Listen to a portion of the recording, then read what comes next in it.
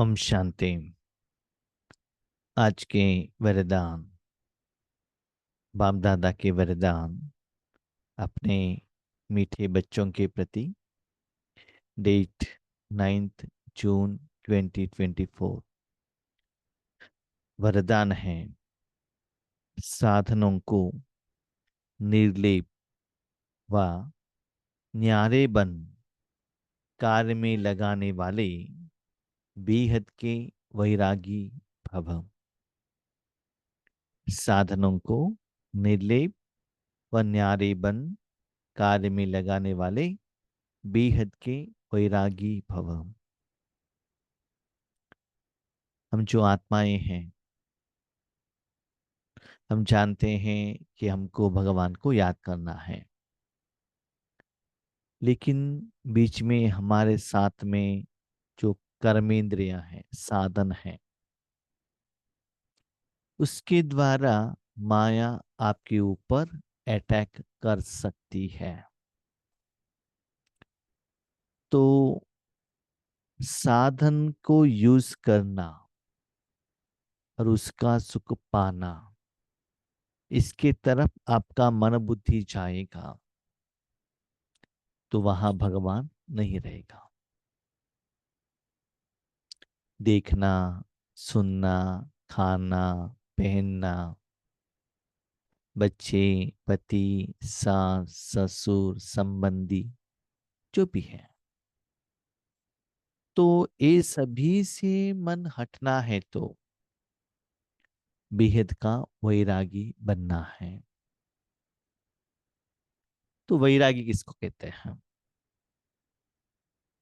जो साधन, जो कर्म का जो फल आता है, माना साधन में जो भी गुण है उसको आपने अनुभव किया है, लेकिन उससे भी अच्छा सुख आपको मिलने लगेगा। उसका पहले जो कर्म और साधन द्वारा जो सुख मिलता है, उससे आपको वैराग्य आ जाता है। ये इसे समझ लीजिएगा। पहले माइक द्वारा क्लास करते थे, अभी भी माइक है, नो डाउट। कॉलर में रखते थे, अच्छा है। हाथ में रख लिया तो भाई जी बहुत अच्छा है। स्टैंड में लगा दिया तो और बहुत अच्छा। अभी ना हाथ में पकड़ना है ना कॉलर में पहनना है। क्यों? ये अच्छा मिल गया ना, तो कॉलर में पहनना, हाथ में रखना, इसमें वैराग्य आ गया। क्यों? अच्छा मिल गया। जब सेवा, जूम का सेवा स्टार्ट हुआ था, ड्रामा के अनुसार मोबाइल द्वारा सेवा करते थे, कंप्यूटर आ गया, तो मोबाइल द्वारा सेवा करना, उसमें वैराग्य आता है। क्यों? ये बेहतर है ना, आसान है ना। ये तो इतना छोटा है, आंखों में भी दर्द होता है। तो वैसे ही जब आप अपने मन बुद्धि को परमात्मा में रखने की बात,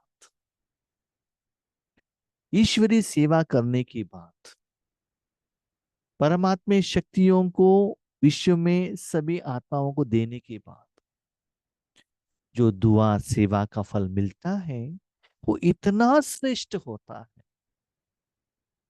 बाकी सभी इंद्रियों को सुख, उसमें वैराग्य आता है। देखिए आत्मा में भावना कितना सुंदर रहती है। भले आप सोने के सिंहासन के ऊपर बैठे हुए हो, बहुत अच्छा कुशन भी हो, कितना भी सजा हुआ हो, कितना भी करोड़ या पद्मों के हिसाब से वैल्यू वाला हो, लेकिन माँ के गोद में बैठने के बाद जो सुख मिलता है ना, जो माँ का आत्मा से जो निकलता है, तन से नहीं, उसको इस दुनिया के कोई भी साधन से, कितना भी वैल्यूएबल साधन से भी आप उसको कंपैरिजन नहीं कर सकते हैं, है ना।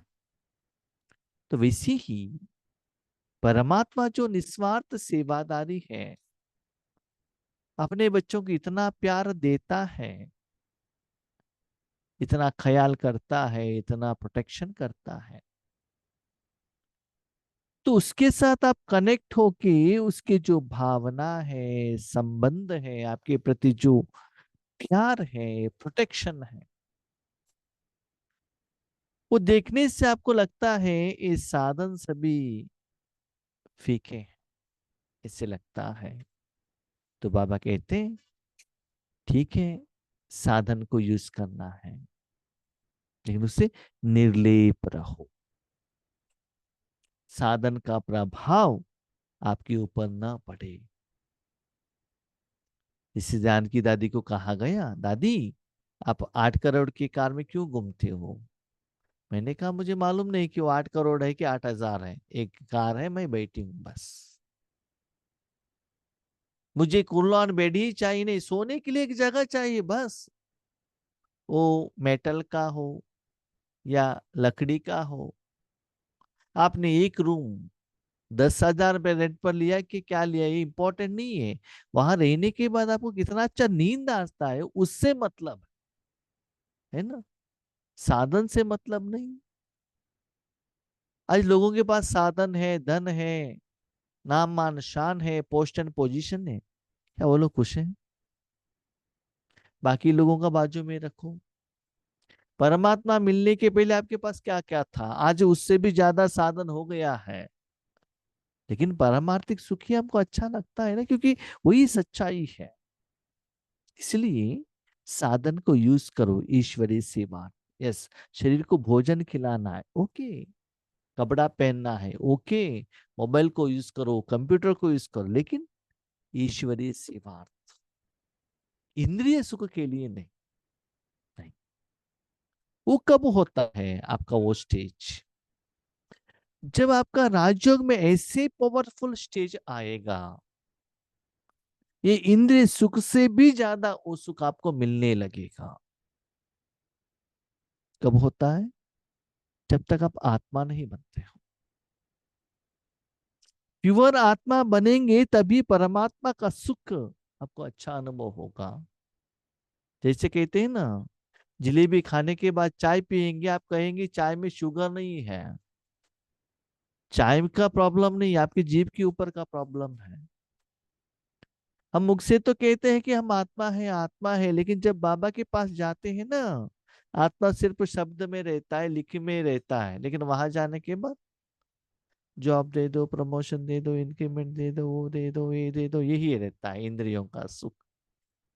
इसलिए बेहद की वैरागी भव। यह बाबा ने और एक बात कही, एक तो साधन, ओके। दूसरा बाबा ने कहा रचना। दो वैरायटी का रचना क्या है? एक है आप अपने बच्चों को रचते हैं माँ बाप होने के कारण, या आपके साथ में भाई बहनें हैं। नहीं तो मेरा कंप्यूटर, मेरा घर, मेरा कार मैंने खरीदा है तो मेरा। ये जो रचना है ना, इसमें भी मोह, अट्रैक्शन ना हो। नंबर 1, ब्लड रिलेटिव, जड़ साधन से भी मेरा बेटा, मैंने जन्म दिया, मेरा रचना, ये भी नहीं रहना चाहिए। नेक्स्ट, वेरी इंपॉर्टेंट, बाबा के बच्चे बन गए, ओके। बीके बनाने के लिए आपको बाबा ने निमित्त बनाया, कोई भाई बहनों को ईश्वर ज्ञान में लेकर आने के लिए, ठीक रास्ते दिखाने के लिए आपको निमित्त बनाई। You are the instrument. मेन तो बाप दादा है। उनमें भी मोह न रहे कि मैंने इनको ज्ञान दिया, मैंने इनको माउंट आबू लेकर गए, इनको मैं जो कहता हूं वैसे ये सुनना चाहिए, मैंने इनको ज्ञान दिया है इसलिए अंत समय तक कोई मेरे साथ में रहना चाहिए। सपोज वो नहीं रहे, एक हफ्ते तक नहीं आए, क्यों नहीं आए, क्यों नहीं आए, क्यों नहीं? यस, फोन करो, पालना दो, पूछो क्या है, हमारे तरफ से आपको कुछ हेल्प चाहिए क्या? हमारे परव्यू में श्रीमत के अनुसार हम कितना कर सकते हैं, तन मन धन से उतना हम कर सकते हैं। यस, बस उतना तक रहे, लेकिन उनमें वो अटैचमेंट न रहे कि मेरा सेंटर, मेरे स्टूडेंट, मेरा टीचर। नो, मेरा सिर्फ शिव बाबा और कोई नहीं। सभी के साथ प्यार से व्यवहार करो, स्नेह से रहो, हर एक को रिस्पेक्ट दो, सब कुछ करो, लेकिन ये एक्स्ट्रा अटैचमेंट ना रहे। तो ये सभी आपके मन में आना चाहिए, और अपने हर कर्म में ये सभी डिस्क्रिमिनेशन करना चाहिए। कहाँ कहाँ मेरा मन, समय, संकल्प अटका हुआ है, ताकि हम भगवान को याद नहीं कर सकते हैं। ये सभी रहेगा, स्पेशली जब आप राजयोग पर बैठते हो तो व्यक्ति, वही साधन आपको याद आएगा, नंबर वन। नंबर टू, कभी कभी हम योग पर बैठते हैं, कोई व्यक्ति साधन याद नहीं आता है, लेकिन योग नहीं लगता। क्यों? क्यों जानते हो? अभी तक जो साधन को आपने अपना समझकर यूज किया है ना, उसका असर अभी भी रहता है, जिसके साथ आप कनेक्टेड हो। उसका असर रहने के कारण बाबा से योग नहीं लगता। जैसे कि एक पेशेंट को अनेस्थेशिया दे दिया, ऑपरेशन हो गया, उसके बाद भी 7-8 घंटे तक उसको क्या नहीं आता, होश नहीं आता है ना। तो वैसे ही अपने मन को जितना आपने उस गंदगी चीजों के साथ कनेक्शन किया, उसका असर मन बुद्धि के ऊपर बैठ जाएगा। इसलिए योग का अनुभव, बाबा का एनर्जी पास होने का एहसास आपको नहीं होता। इसलिए कभी कभी लगता है मेरा मन तो और कहाँ भी नहीं जा रहा है, मैंने मन बाबा में ही रखा है, बिंदु में ही रखा है, वाइट में रखा, फिर भी योग अनुभव नहीं हो रहा। क्यों? This is the reason. इसलिए बाबा कहते, बच्चे साधन को यूज करो, निर्लेप होकर यूज करो, उसका प्रभाव, एहसास आपके ऊपर ना पड़े, उससे न्यारे बन, कार्य में लगाने वाले, बेहद का वैरागी। मुझे परमात्मा के सुख के बिना और कुछ भी नहीं चाहिए। उसमें बार बार बार बार बार मन अटका हुए रहे। बेहद की वैरागी अर्थात किसी में भी लगाव नहीं। एक बात सुन लीजिएगा, बाबा ने साधन को त्याग करने के लिए नहीं बताया, साधन को यूज ही नहीं करो ये बाबा ने नहीं कहा। कोई भी साधन यूज करो, लेकिन उसका मालिक मैं नहीं, पर्सनल इंद्रिय सुख के लिए नहीं, सेवार्थ। यस, हम सेवा पर जाते हैं, हमको बहुत वैरायटी भोजन देते हैं, जरूर हम खाते हैं। किसी ने एसी में टिकट करके दे दिया, हम जरूर जाते हैं। एसी में रहने के बाद भी अगले प्रोग्राम क्या करना है, प्रोग्राम में प्लानिंग क्या क्या करना है, तो वो दिमाग में रहता है कि किस जिम्मेदारी से हमको बेचा है।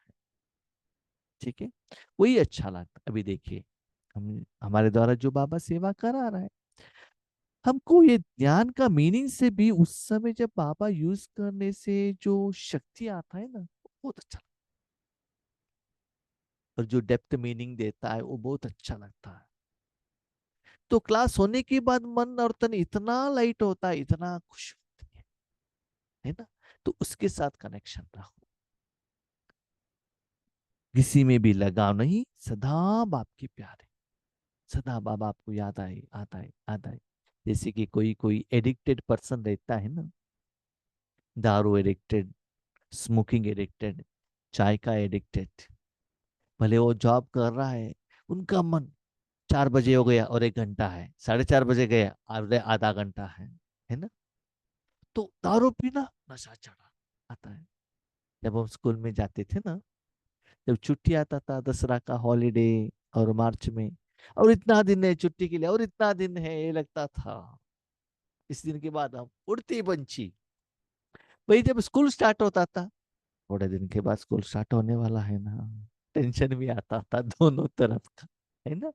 इसलिए बाबा कहते हैं दोनों नहीं रहना चाहिए, न डर न खुशी, बाबा के साथ रहो। तो जितना बाबा को प्यार करते जाएंगे ना, तो बेहद का वैराग्य स्थिति अपने आप आ जाएगा।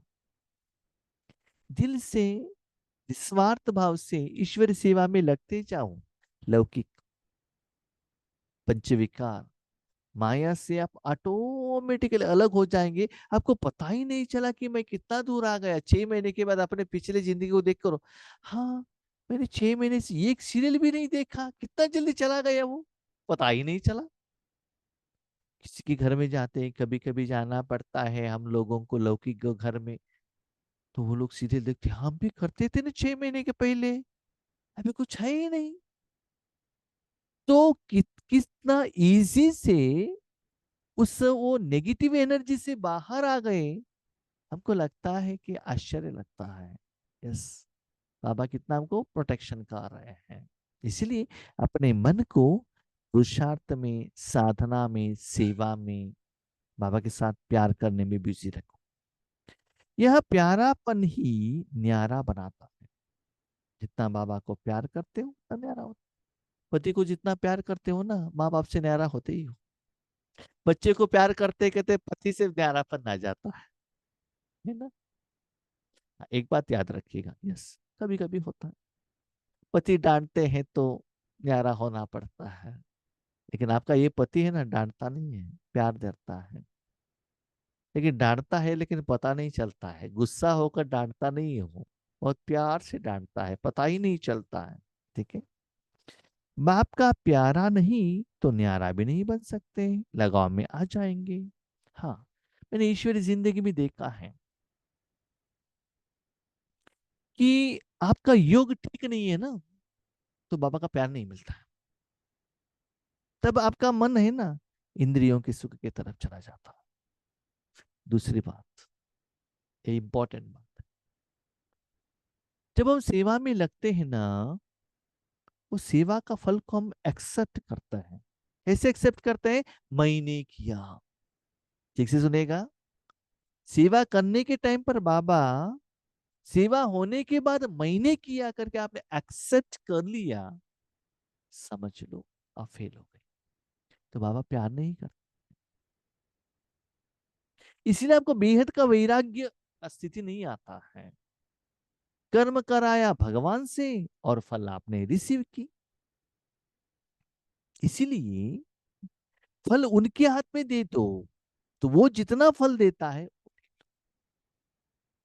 आपने अपने जिंदगी को परमात्मा के हाथ में दे दिया, तो जिस समय आपको एक गिलास पानी मिल रहा है, यज्ञ से ही मिल रहा है। ऐसा नहीं मेरे घर से मैंने कमाए क्या, नो।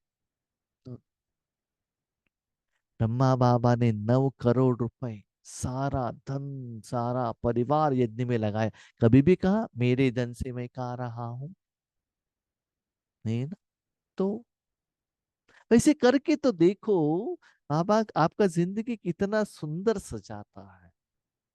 हमको पता चलता है संगम युग कितना श्रेष्ठ है। तो जितना बाबा के साथ प्यारा रहेंगे, उतना वो चीजों का, व्यक्तियों का लगाव नहीं आता है।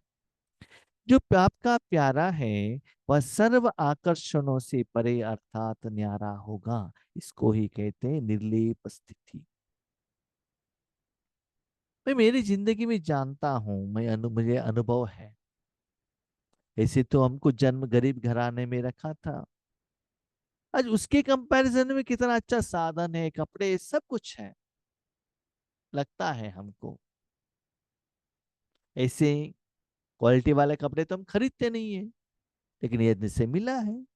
लेकिन वो पहनने के बाद भी हमारा अटेंशन वो कपड़े की तरफ नहीं रहता है, सेवा की तरफ रहता है। मैं भूल ही जाता हूँ कि किस वैरायटी का कपड़ा पहना है, किस चेयर पर बैठा हूँ।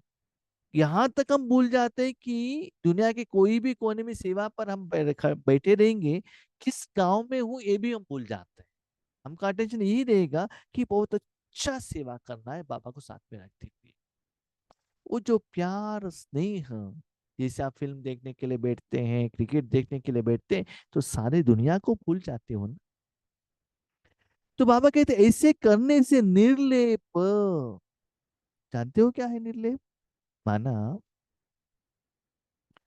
आप साधन को यूज करने के पहले उसमें जो गंदगी लगा था, वो गंदगी का एहसास, प्रभाव भी आपके ऊपर नहीं पड़ेगा। इसे बाबा कहते भोजन खाने के पहले दृष्टि देकर भोजन खाओ, तो उसमें जो नेगेटिव एनर्जी है,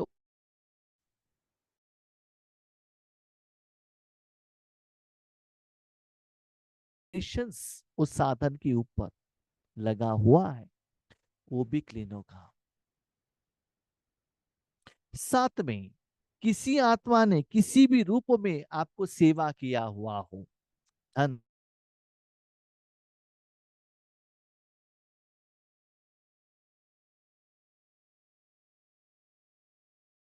भगवान की शक्ति से आपको उतना क्या करना पड़ता है, चार्ज करना पड़ता है। कोई भी हद के आकर्षण की लेप में आने वाले नहीं। तो भाई बहन अपने को चेक कीजिएगा, जब ऐसे ईश्वरीय सेवा में आगे बढ़ते बढ़ते बढ़ते बढ़ते जाएंगे तो मन में ये संकल्प तो नहीं आता है कि हमको एक ओन नया बिल्डिंग बनाना है, अपना एक ओन घर रहना चाहिए, हमारा एक ओन कार रहना चाहिए। नहीं लगता है? चेक करो, मन को चेक करो, उसके आधार से आपको पता चलता है कितना नंबरवार हो साधन व्यक्ति। आज योगेश भाई नहीं आए ना, तो जल्दी चले जाएंगे, तो क्या हो गया, व्यक्ति के ऊपर प्रभाव आ गए ना। तो व्यक्ति के ऊपर बैठना है कि बाबा के ऊपर बैठना है, ओके। आपके आगे कोई निमित्त आत्मा बैठे हैं तो भी मन परंधा में रखो ना। व्यक्ति के आधार पर आपको पुरुषार्थ क्यों रखते हो? इसलिए बाबा कहते हैं इन ईश्वरीय परिवार में भी कोई व्यक्ति के ऊपर भी डिपेंड मत होना। लेप, उसका प्रभाव नहीं आता है। रचना व साधनों को निर्लेप होकर कार्य में लाए, ये है रचना, वेरी इंपॉर्टेंट। तब बाबा ने कहा ना, रचना माना अपने लौकिक परिवार के बच्चे ये सभी, और अलौकिक परिवार को जिनको आपने ज्ञान दिया। कभी कभी लगता है ना, हमने तो बच्चों को पैदा किया, इतना बड़े किया, लेकिन बच्चे हमारे बात नहीं सुनते हैं। हमको भी लगता है, हाँ, कभी कभी इस बहन को, इस आत्मा को, इस भाई को रात दिन कितना सहयोग दिया हमने, कितना वेराइटी रूप में, लेकिन आज फोन किया तो फोन ही नहीं उठा रहे हैं, सारे भूल गए हैं। वेरी गुड, आपने किया क्या? तो जब योग पर बैठते हैं बाबा के साथ कनेक्शन करने के बदले वो नहीं आए, वो नहीं आए, वो नहीं आए, तो क्या हो गया, अटैचमेंट हो गया ना। स्कूल में जाते हो, स्टूडेंट्स आते हैं, उनको लेसन सिखाओ बस। कोई स्टूडेंट नहीं आया वो आपका काम नहीं है, ठीक है। वो लेटर प्रिंसिपल को देखते हैं। किसी को ट्रांसफर हो गया, भले डल स्टूडेंट हो भले रैंक स्टूडेंट हो, यस, 2-3 साल के बाद वो जाने वाले ही हैं, आज नहीं तो कल, कोई परमानेंटली साथ में तो नहीं रहता है ना। उनके बदले में क्लास में और किसी को लेकर आएंगे बाबा, ठीक है, वो सभी वहां ही है। आपको ट्रांसफर हो गया तो आप नहीं जाएंगे क्या? स्टूडेंट्स के लिए वहां ही बैठे रहेंगे? आपको 25,000 सैलरी मिलता है, नेक्स्ट 1 लाख का ऑफर आ गया तो उनको पकड़ कर बैठते हैं क्या आप? नहीं है ना। ऐसे ही जिंदगी बदलने वाले हैं, साधन बदलने वाले हैं, व्यक्तियां बदलने वाले हैं, रचना बदलने वाले हैं। कोई भी अंत तक आपके साथ में नहीं रहेंगे, न बच्चे, न पति, न माँ बाप, न बिल्डिंग, न धन, नो, भगवान रहता है। इसी सच्चाई, इसलिए बाबा कहते हैं, रचना और साधन साथ में रखो, प्यार करो, पालना करो, सब करो। बाबा कभी भी मना नहीं करता है, करो, अटैचमेंट भी बताना। कैसे पता चलता है? वो व्यक्ति आपके सामने न रहते हुए भी वो याद नहीं आना चाहिए। मैंने ईश्वरी जिंदगी में देखा है, स्पेशली सेवा के सब्जेक्ट में, कोई सब्जेक्ट से बाहर, सेवा से बाहर आते हैं, तब मालिक तो बाबा है ना, बाबा देखो ये सेवा में थोड़ा प्रॉब्लम हो रहा है, तो तुरंत बाबा दूसरे आत्माओं को भेज देता है, निमित्त करता है। तो उससे क्या होता है ना, पहले जो आत्मा आई थी उससे भी बहुत अच्छा हो जाता। कभी कभी हमने ये भी देखा है, जो सेवा के ग्रुप में मेरा अनुभव है, जो बाहर जाते हैं ना ग्रुप से, उनको लगता है हम नहीं रहेंगे तो इनको सेवा रुक जाएगा, ऐसे अभिमान से बाहर जाते हैं, ये भी मैंने देखा। हम चुप रहते, मेरा थोड़ी ही है। सेवा ठीक से नहीं हो रहा है तो बंद करेंगे, बाबा का है ना, हमारा काम है बाबा को रिपोर्ट करना। मैं भी एक यहाँ एक एम्प्लॉय हूँ बस, मैं मालिक तो नहीं हूँ। रिपोर्ट करना मेरा काम है। लौकिक में भी हम क्या करते थे, एक कंपनी में अपॉइंटमेंट हुआ, जो भी प्रॉब्लम था मालिक को कहते थे, जैसे मालिक ने कहा वैसे करो। तो ऐसे अटैचमेंट नहीं होना चाहिए। तो बाबा को कहने की बात, इतना सुंदर बाबा इंतजाम कर लेता है, सेवा और भी इंप्रूवमेंट्स होती है। और जो अहम भाव से बाहर गए ना, वो भी देखा है मैंने, एक दिन उनको पछताना पड़ता है, ये भी मैंने देखा है। पछताएंगे वो, हमने गलती की, तो हम क्या करें। हाँ, उनको पछताना आ गया, उसके बाद भी वो आने के लिए रेडी है, हम उसको एक्सेप्ट करेंगे। ऐसे बेहद की वैरागी ही राज ऋषि है। ठीक है, तो बेहद के वैरागी बनो, ईश्वरीय सुख में राजा बनो, और ऐसे मेरा मैंपन से ऋषि बनो। तो 2-3 दिन से बाबा राज ऋषि के बारे में बता रहे हैं। आज का स्लोगन, दिल की सच्चाई सफाई हो तो साहिब राजी हो जाएगा। निस्वार्थ भाव हो, क्लीन एंड क्लियर हो, तो आप जैसे चाहते हो वैसे बाबा आपका बात सुन लेगा। जैसे छोटे बच्चे ना, कितना माँ बाप के आगे सरेंडर होते हैं ना, उतना माँ बाप उनको गले में लगा देते हैं, सिर के ऊपर भी बिठा देते हैं। ठीक है, तो दिल से ईश्वरी सेवा का इंटेंशन हो, बाकी कुछ भी ना हो। ओके, ओम शांति।